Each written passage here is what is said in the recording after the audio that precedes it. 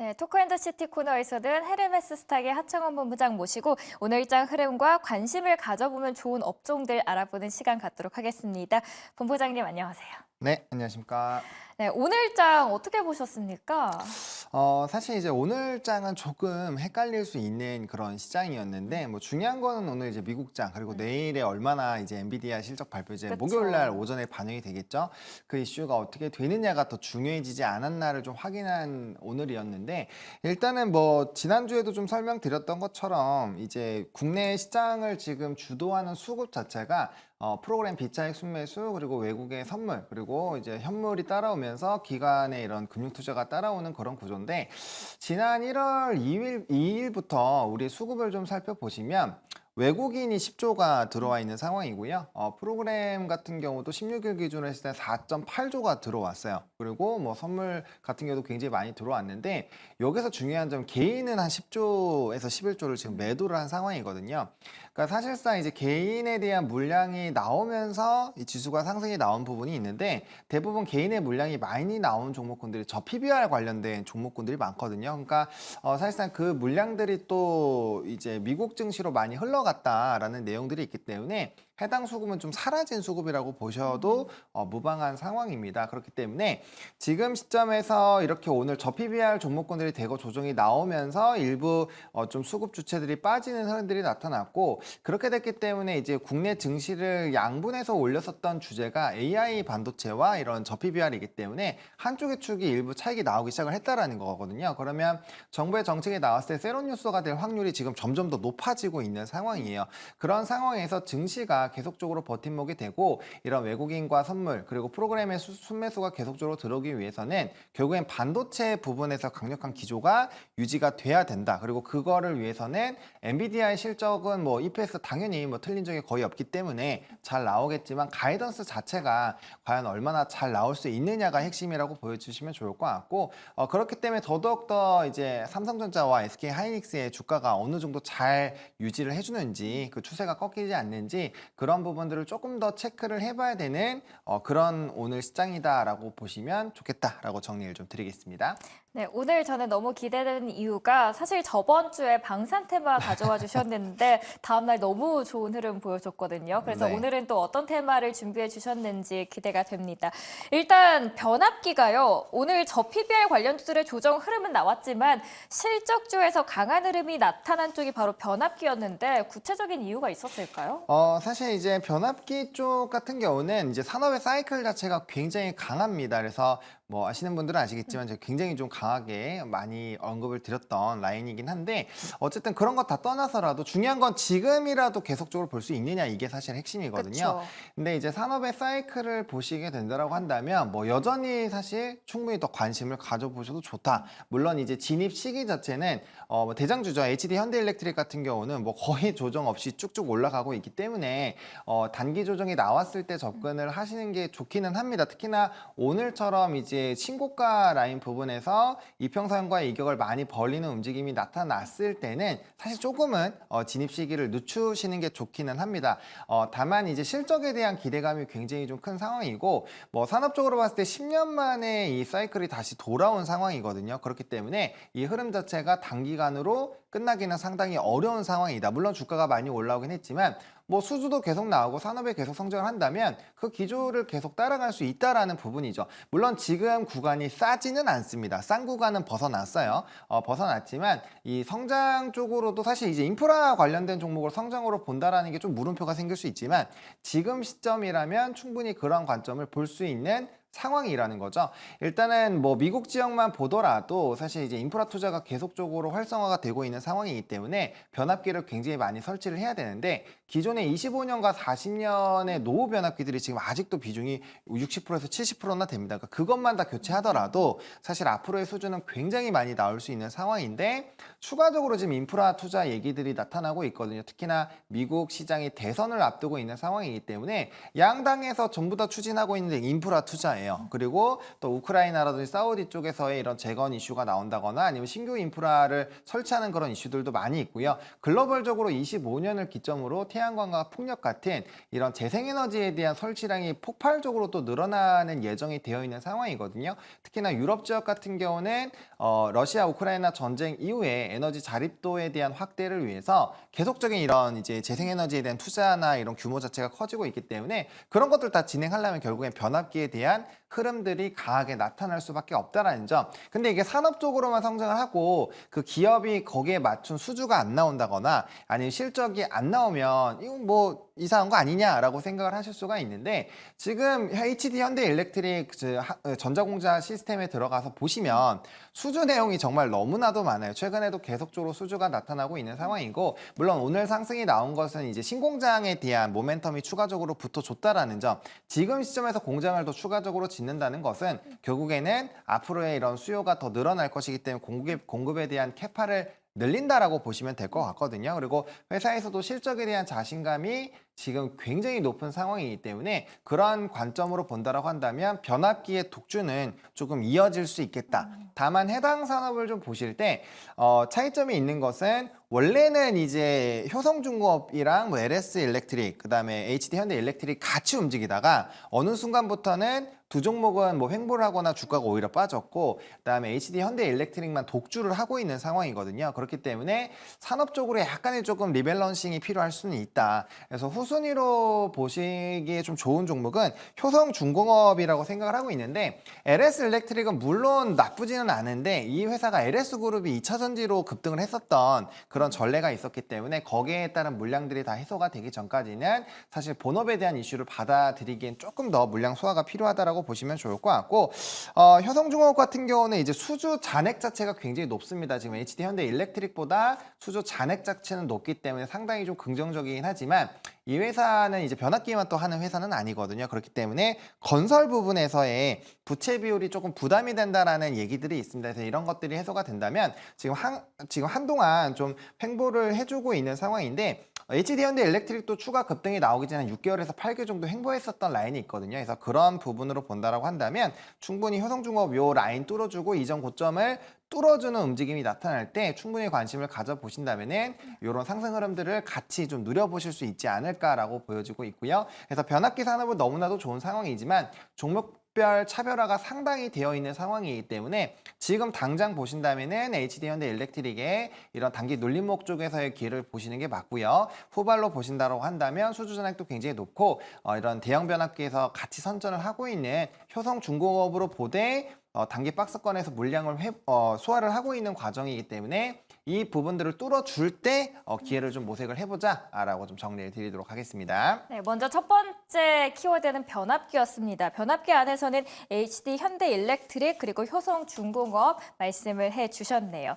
자, 두 번째 키워드는 바로 웹툰이 될 것 같습니다. 웹툰 사실 오늘 방송 전에 이제 오늘이 오기 전에 준비를 해주셨다라고 하면서 아쉬워하셨는데 그럼에도 불구하고 오늘 가져오신 이유는 앞으로 더 갈 거다라는 생각을 하고 계신 거겠죠? 맞습니다. 웹툰주는 저는 좀 계속적으로 관심을 가져보시면 좋을 것 같은데 사실 이제 최근에 좀 들썩들썩을 많이 하고 있고 주가의 추이를 보시면 뭐 최근에 이제 올해 1월, 2월에는 좀 주가가 움직이긴 했지만 2023년 거의 내내 주가가 맞아요. 우하향을 했었거든요. 근데 산업은 계속적으로 성장을 하고 있었는데 그에 비해서 주가는 이제 뒤늦게 반영을 하고 있는 상황이어서 이게 앞으로의 기대감들은 상당히 높아질 수 있는 상황이거든요. 왜냐면 산업이 계속 성장을 할 때 오히려 역행을 했었던 부분들이 있기 때문에 물론 개별 주식에 약간의 좀 이슈들이 있기는 있었습니다. 하지만 그럼에도 불구하고 좀 주가가 대부분 우하향했다라는 거는 충분히 좀 기회를 모색을 할 필요는 있을 것 같고요. 우리나라의 이런 웹툰이 사실 애니의 성지 그리고 유럽 지역의 성지들을 지금 연이어서 돌파를 하고 있습니다. 사실 이렇게 이슈가 된 것은 뭐 올해 시작된 건 아니고요. 뭐 재작년, 작년부터 이런 기조들이 유지가 되고 있는데 일단 가장 먼저 말씀드릴 지역은 일본입니다. 사실 애니 좋아하시는 분들은 애니는 역시 일본이 잘 만들어 이 생각을 항상 하실 텐데요. 원래 이제 일본 시장이 이제 2000년대 중반, 2016년, 뭐 17년, 18년 요때까지만 하더라도 보통 코믹스라고 많이 하죠. 이 만화 잡지. 거기에서 나오는 부분이나 만화책에 대한 시장 비율이 전체 시장 규모의 3분의 2 정도를 차지를 했는데 이게 이제 작년 기준으로 본다라고 한다면 시장이 완전 바뀌었습니다. 그쪽 시장이 3분의 1로 줄고 오히려 디지털 만화 시대가 열리고 있다라고 보시면 될 것 같습니다. 비중이 3분의 2까지 올라왔거든요. 그러다 보니까 이제 전자로 보려면은 웹툰화가 많이 될 수밖에 없잖아요. 그러다 보니까 그쪽에 대한 시장이 굉장히 좀 커지고 있고요. 그래서 우리나라가 진출한 그 부분이죠. 피코마, 카카오 웹툰의 피코마가 이제 거래액이 역대 최고치를 갱신을 하고 있는 상황이고요. 뭐 네이버 웹툰 같은 경우도 천억 엔을 넘어서는 부분들이 나타나고 있고 일부 좀 유행하고 있는 작품들 같은 경우는 일거래액이 1억 엔을 돌파하는 그런 이제 품목들이 굉장히 많이 늘어나고 있어요. 워낙 애니를 많이 만들고 또 만화에 대한 팬덤이 굉장히 좀 뛰어나고 그 기술력이 굉장히 뛰어난 나라이기 때문에 해당 부분에서 우리나라 웹툰이 뚫고 가는 부분은 상당히 좀 매력적이다라고 보시면 좋을 것 같고요.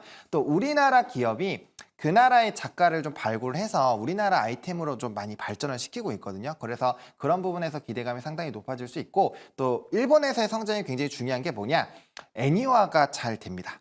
애니화. 그러니까 2차 창작물로의 확장이 좀 잘 될 수 있다는 부분에서는 굉장히 좀 메리트가 있다라고 보시면 좋을 것 같고요. 그리고 아마 작년부터 심심치 않게 이제 종이신문 읽으신 분들은 프랑스의 우리나라 웹툰에 대한 이런 작품들이 지하철에 많이 광고가 되어 있다. 이런 내용들을 좀 자주 보셨을 텐데 프랑스 지역이 유럽 지역에서 성지로 불립니다. 왜냐하면 웹툰 유럽 지역에서 가장 시장 점유율도 높고요. 그 다음에 성장률이 잘 나오고 있는 나라이기 때문에 그 지역을 이제 선점해서 공략을 할 수 있다면 뭐 유럽 지역 어디로 진출하더라도 좀 무난하게 성장이 나올 수 있다라는 그런 관심으로 볼 수 있거든요. 근데 프랑스 지역에서 22년 기준으로 했을 때 매출 1위부터 5위까지 우리나라 작품이 싹쓸이를 했습니다. 그러니까 그만큼 관련된 부분에서의 기대감이 높아지고 있기 때문에 근데 이게 사실 해외의 여러 국가들에서 진출이 되고 있고 이게 재미가 있다라는 점 그리고 우리나라 넷플릭스가 전 세계적으로 탑 10 안에 많이 들어가기 시작을 하잖아요. 그 얘기는 뭐냐?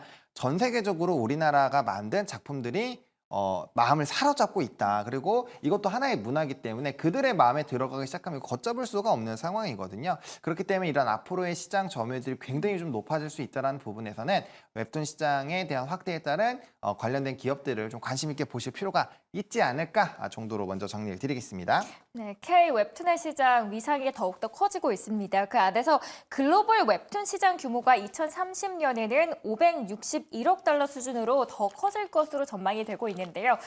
다만 불법 유통 부작용 사례 역시 늘어나고 있어서 이 부분은 어떻게 보십니까?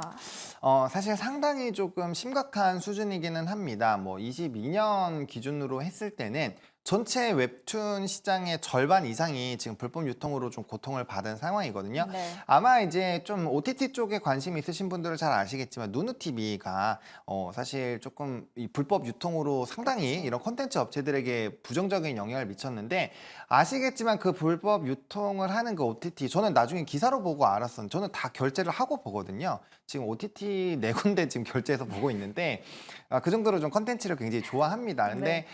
그거를 무료로 이용하셨던 이제 월간 이용자 수가 2천만, 3천만 정도가 됐었다라고 해요. 그러니까 그만큼 이런 이슈가 조금 되고 있는 상황이고 또 웹툰 같은 경우는 이게 뭐 저는 잘 모르지만 이게 금방 찾아서 들어가서 또 확인을 할 수 있다라고 하더라고요. 그래서 접근도가 굉장히 용이하다라는 부분에서 좀 문제가 되고 있는 상황입니다. 우리나라 웹툰에서 지금 문제가 되고 있는 게 크게 두 개인데 앞서 말씀해주신 이 불법 유통이 첫 번째고 두 번째로는 이제 작가에 대한 이런 처우 개선들이 좀 필요하다라는 얘기들이 나타나고 있거든요. 근데 뭐 그러기 위해서는 결과적으로 힘들게 만든 이 작품 자체가 정말로 정당하게 판매가 잘 되어야 해당 부분에서 좀 손실을 메울 수 있지 않을까라고 보고 있고요. 또 이제 카카오나 네이버에서 이거를 그냥 관망하고 있는 것이 아닙니다.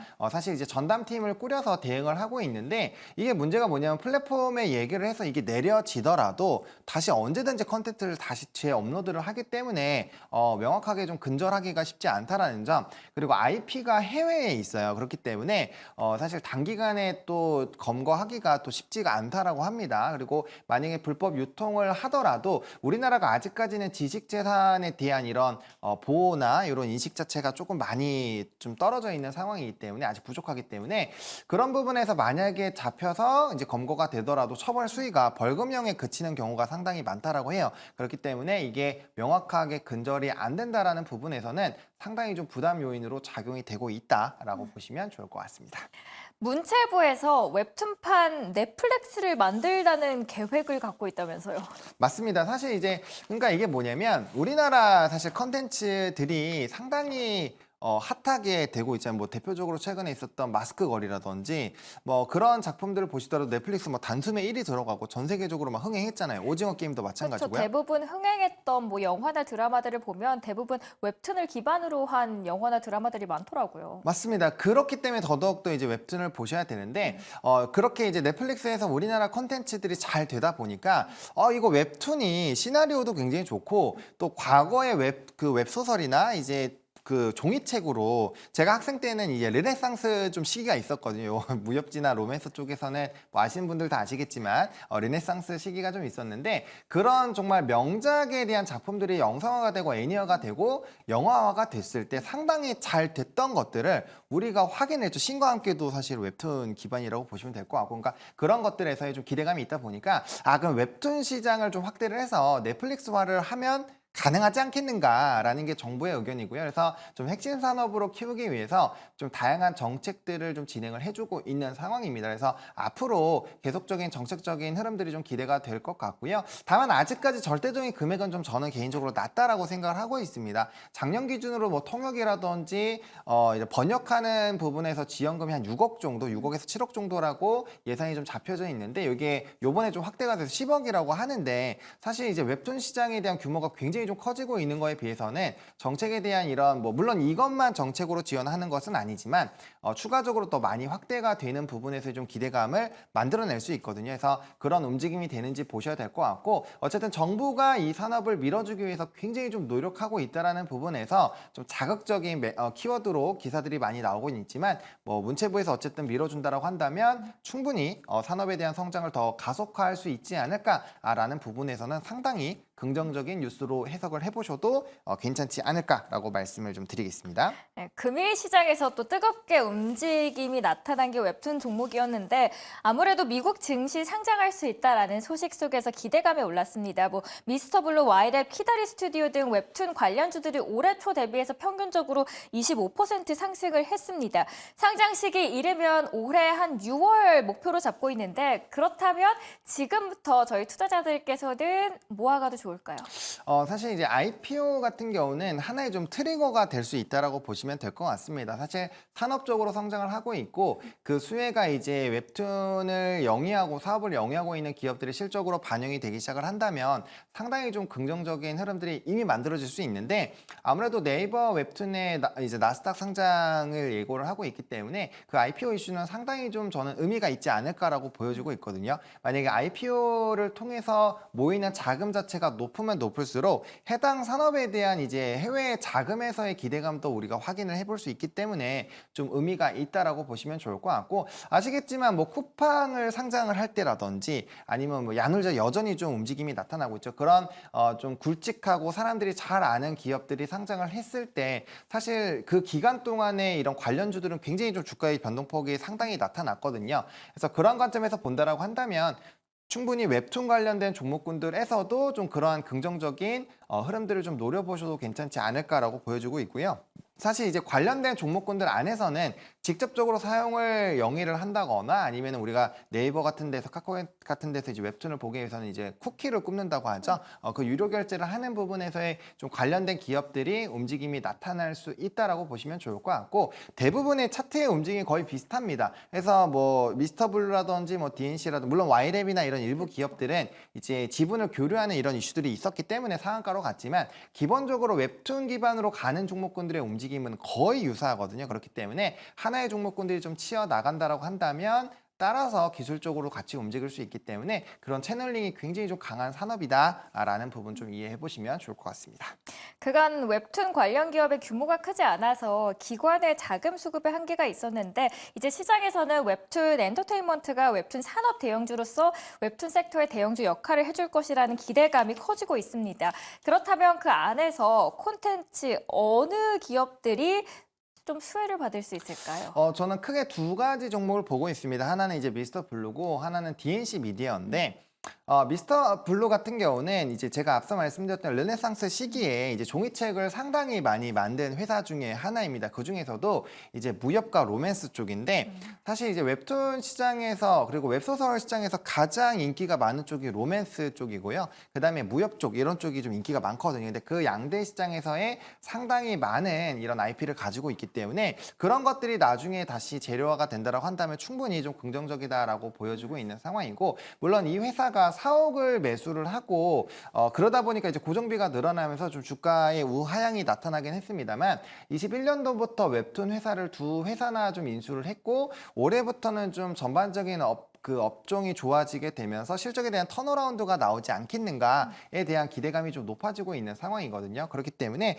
해당 부분으로 본다라고 한다면 충분히 좀 기대를 해보셔도 괜찮지 않을까라고 보여주고 있는 상황이고요. 자회사에서 또 신작 게임을 발표할 예정이기 때문에 뭐 그런 것들도 하나의 좀 트리거가 될 수 있지 않을까라고 보여주고 있습니다. 그리고 두 번째 종목 같은 경우는 DNC 미디어인데요. 일단 뭐 저의 좀 사심이 어느 정도 들어가 있기는 합니다. 왜냐하면 나 혼자만 레벨업이 그거에 대한 대표 IP를 가지고 있는 회사고 최근에 넷플릭스에서 이제 주마다 계속 애니화가 돼서 나오고 있는데 저는 상당히 재밌게 보고 있거든요. 근데 아까 이제 말씀을 드리지 못했지만 마스크걸 같은 경우는 방영된 이후에 이제 웹툰 조회수와 이제 거래액이 방영되기 전 대비해서 160배가 늘었어요. 최근에 흥행했었던 내 남편과 결혼해줘 같은 경우도 조회수가 뭐 열 몇 배 늘어나고 거래액도 거의 10배 수준으로 확대가 됐거든요. 그러니까 그런 것처럼 나 혼자만 레벨업 같은 경우 140억 뷰가 나온 전 세계적으로 엄청나게 인기가 있는 거기 때문에 그게 애니화가 되고 상반기 내에서 넷마블의 게임화가 또 진행이 될 예정입니다. 그러니까 그런 이슈들이 부각이 되면은 이게 뭐 워낙 대작으로 흥행을 했었던 작품이기 때문에 그게 이제 잘 진행만 되더라도 또 추가적인 애니는 2쿨, 3쿨 벌써 예정이 되어 있긴 하지만 추가적으로 그런 흐름들이 강해지면 강해질수록 모멘텀이 될 수밖에 없다라는 거죠. 그리고 애니 쪽에서 귀멸의 칼날이라는 이런 작품이 애니화가 되면서 대박이 났고 그래서 극장판이 정말 흥행을 하고 있거든요. 만약에 나 혼자만 레벨업도 그러한 극장판이 추가적으로 붙어준다라고 한다면 굉장히 또 큰 시너지가 될 수 있기 때문에 그런 관점에서 본다면 두 종목을 좀 관심 있게 보시면 어떨까 싶습니다. 내일장에서도 그럼 저희가 들어가도 좋을까요? 네, 맞습니다. 그래서 지금 뭐 추가적으로 접근이 가능할 것 같고요. 네. 미스터 블루 같은 경우는 지금 이제 고가 라인 부분이죠. 3,200원 라인에 좀 슈퍼 매물대가 있기 때문에 해당 종목 그 종목을 그 부분을 거래량 동반해서 강하게 뚫어줄 때 오히려 추격 매수를 돌파 매매를 하시는 게 조금 더 낫다라고 보시면 좋을 것 같고요.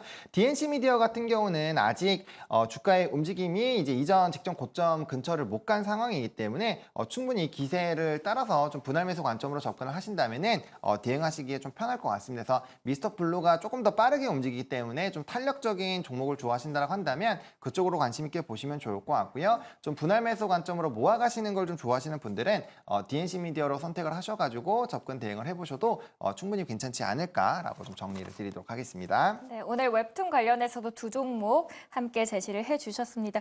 오늘 또 안경을 쓰셔서 그런지 더욱더 자세한 분석이 나오는 것 같습니다. 네, 컨셉입니다. 네, 오늘도 잘 들었습니다. 다음 주 뵙겠습니다. 잘 들었습니다. 네, 감사합니다.